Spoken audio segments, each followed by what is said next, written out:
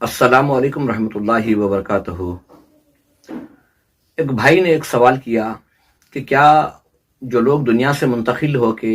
عالم برزخ میں چلے جاتے ہیں اور ان کے رشتہ دار دوست بھائی جو بھی ہیں ان کے لیے جو دعا کرتے ہیں، تو کیا انہیں یہ معلوم ہوتا ہے کہ کس نے میرے لیے کتنی دعا کی ہے؟ تو میرے بھائیوں، یہ حقیقت ہے کہ جو لوگ اس دنیا سے منتقل ہو چکے ہیں اور ان کے جو بھی دوست ہیں یا رشتہ دار ہیں یا چاہنے والے جو کچھ بھی ہیں، اگر وہ اس میت کے لیے دعا کرتے ہیں تو اللہ کے فضل و کرم سے وہ میت کو معلوم ہوتا ہے کہ کس نے میرے لیے کتنی دعا کی ہے۔ میں آپ کو ایک مثال دے کر سمجھاتا ہوں۔ جیسے کہ آج کل کا دور ہے، موبائل ہے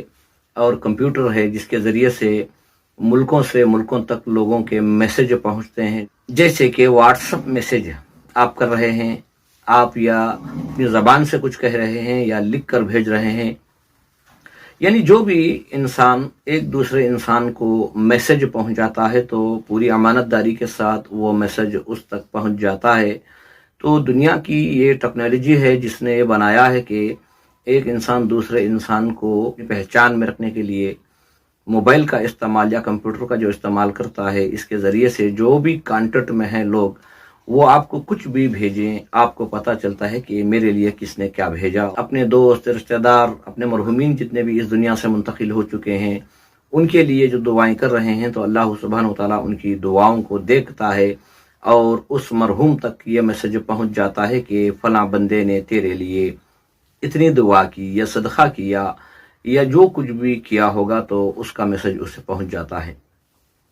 تو بہتر ہے اپنے مرحومین کو یاد کر کے کبھی کبھی ان کے لیے دعاؤں کو کریں، یا کبھی کسی کو صدقہ کر کے یہ کہہ دیں کہ یا اللہ اس کا جو اجر و ثواب ہے میرے فلاں مرحوم تک پہنچا دے۔ یہ یقیناً یہ دعائیں ان تک پہنچتی ہے، اور ان قریب ہمیں بھی تو جانا ہے۔ اگر ہم دوسروں کا حق ادا کریں گے تو آنے والی جو نسل ہے وہ ہمارا حق ادا کرے گی۔